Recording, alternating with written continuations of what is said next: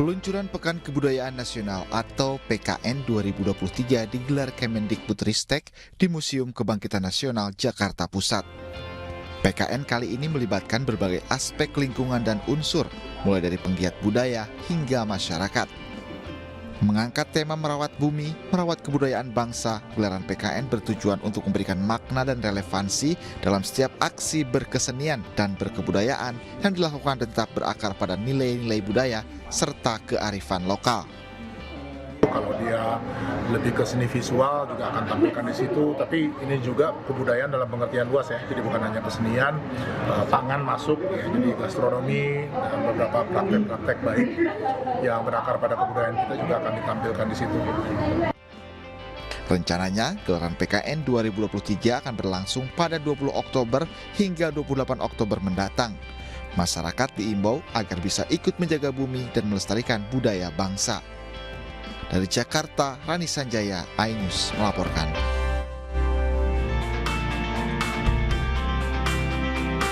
Inspektorat Jenderal Kementerian Pertanian RI menggelar dialog dengan tema menjaga ketahanan pangan, wujudkan kedaulatan pangan yang dihadiri tokoh pemuda, tokoh perempuan, dan perwakilan petani. Menjaga kedaulatan pangan, Irjen Kementan Jan S. Maringka mengajak masyarakat dan petani membudidayakan tanaman kacang koro. Kacang koro ini adalah satu substitusi pengganti kedelai. Diharapkan ke depan kita tidak lagi bergantung impor. Kita tahu bahwa saat ini begitu besar ketergantungan kita terhadap masalah-masalah impor. Ternyata di kedelai ini bisa ada substitusinya, yaitu kacang koro. Selain itu, kacang koro juga memiliki potensi nilai lebih sebagai bahan pembuatan obat dalam industri farmasi. Dari Makassar, Sulawesi Selatan, Yoel Yusfin, iNews melaporkan. Ya, pemirsa, selamat menunaikan ibadah sholat subuh bagi Anda yang berada di wilayah DKI Jakarta dan sekitarnya. Kita kembali di iNews Pagi, pemirsa. Ditjen PHU Kemendag menggelar Rakernas evaluasi penyelenggaraan ibadah haji 1444 Hijriah di Bandung, Jawa Barat. Mendag meminta agar skema penetapan istitaah dimatangkan.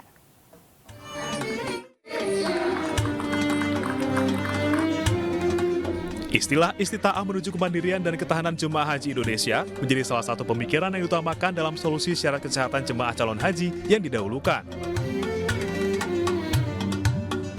Meski tidak populer dan akan menjadi pertentangan beberapa pihak, istitaah akan memudahkan penyelenggaraan ibadah haji selanjutnya di tahun 2024. 773 jemaah haji yang meninggal dunia di tahun 2023 merupakan jumlah tertinggi sepanjang perjalanan haji dilakukan.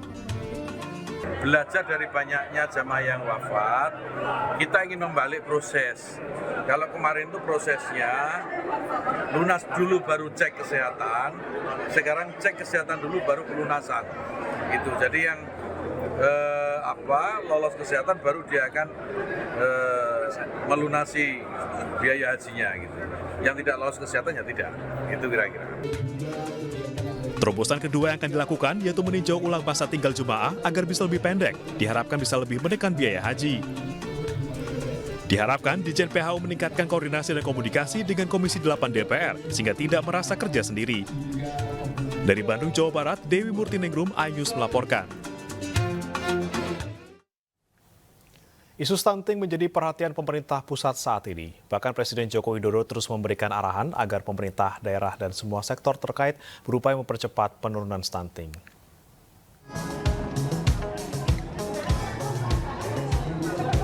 Gabungan Perusahaan Farmasi Indonesia atau GPFI bersama Dinas Kesehatan Kota Surakarta dan Badan Koordinasi Keluarga Berencana Nasional atau BKKBN Jawa Tengah menggelar edukasi pencegahan stunting bagi 1000 hari pertama kehidupan anak atau HPK di Geraha Sabah Buwana Kamis siang.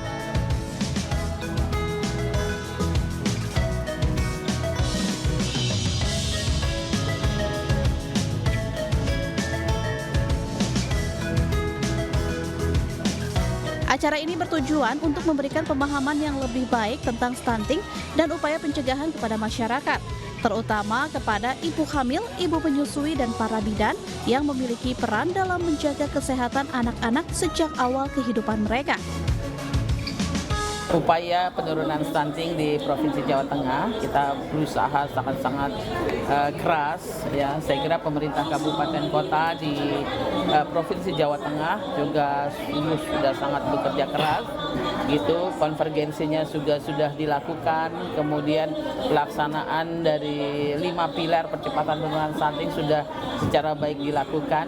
Mudah-mudahan Provinsi Jawa Tengah stuntingnya akan segera menurun. Kurang lebih baru 2 tahun terakhir ini kita melakukan kegiatan ini, dan dengan BKKBN kalau sebagai asosiasi memang baru kali ini. Tapi anggota kami selama ini sudah beberapa kali cukup sering melakukan kerjasama mendukung BKKBN untuk melakukan gerakan edukasi ataupun hal lain yang bisa mendukung upaya pemerintah untuk menekan angka stunting. Edukasi yang dilakukan GPFI dan BKKBN ini sebagai upaya pencegahan dan percepatan penurunan stunting pada balita, guna mendukung program prioritas pemerintah dengan target nasional prevalensi stunting turun hingga 14% pada tahun 2024. Dari Surakarta, Jawa Tengah, Zanuar Setiaji, iNews melaporkan. Pemirsa, di tengah lonjakan harga beras, Bazar Sembako Murah digelar di Kabupaten Bogor, Jawa Barat sebagai salah satu solusi. Ratusan ibu-ibu rumah tangga di Kecamatan Dramaga antusias mengikuti program Tebus Murah Paket Sembako yang digelar UMKM Sahabat Sandi. Mereka hadir sejak pagi hari untuk mendapatkan beras 2,5 liter dan juga minyak goreng 1 liter hanya dengan membayar uang sebesar Rp10.000 saja. Bazar Sembako Murah digelar sebagai solusi dampak komoditas beras yang tercatat mengalami kenaikan harga pada pekan lalu. Iya, kasih Bunda. Karena kan ini programnya isinya kan ada beras sama minyak. Nah kalau ini cuma Tebus Murah cuma cukup 10.000 aja gitu kan ya. Kalau kita beli langsung kan itu 47.000. Jadi kan itu bisa mengurangi beban perekonomian buat ibu-ibu gitu ya kayak. Ya, mendorong penciptaan 4,4 juta lapangan kerja pada tahun 2024, relawan pendukung Sandiaga Uno atau GPS menggelar pelatihan sabun cuci piring hingga literasi keuangan. Pelatihan ini tidak hanya untuk memberikan peluang pekerjaan baru, tetapi juga meningkatkan pengetahuan baru mengenai pembuatan sabun dan keuangan, terutama bagi para pelaku UMKM. Kegiatan berlangsung di Aula Kecamatan Kaliwungu, Kabupaten Kendal, Jawa Tengah. Ini dari tim Gerbong Pencinta Sandi Uno memiliki salah satu program, yaitu adalah pelatihan pembuatan sabun cuci piring dengan bahan alami yang bisa mengimpakkan langsung terkait dengan penciptaan lapangan kerja. Dan juga Pemirsa, MNC Peduli kembali menggelar pemeriksaan kesehatan gratis untuk warga di kawasan Kebayoran Baru, Jakarta Selatan. Ya, warga antusias mengikuti sejumlah rangkaian pemeriksaan yang dilakukan oleh tenaga medis. Puluhan warga di Jalan Gotong Royong 2 Gandaria Utara Kebayoran Baru, Jakarta Selatan sangat antusias mengikuti program pemeriksaan kesehatan gratis dari MNC Peduli. Sejumlah pemeriksaan medis mulai dari kolesterol, gula darah, dan asam urat dijalani para warga. Mereka mengaku senang lantaran dapat membantu mengetahui kondisi kesehatan mereka. Harapan kami kepada MNC Peduli, saya mohon untuk sesering mungkin mengadakan bakti sosial di wilayah kami dan di RW kami yang lain.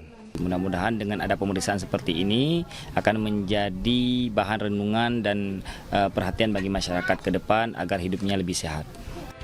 Dalam kegiatan ini, MNC Peduli juga memberikan edukasi kepada para lansia agar mereka selalu menjaga kesehatan dan peka terhadap kondisi kesehatan.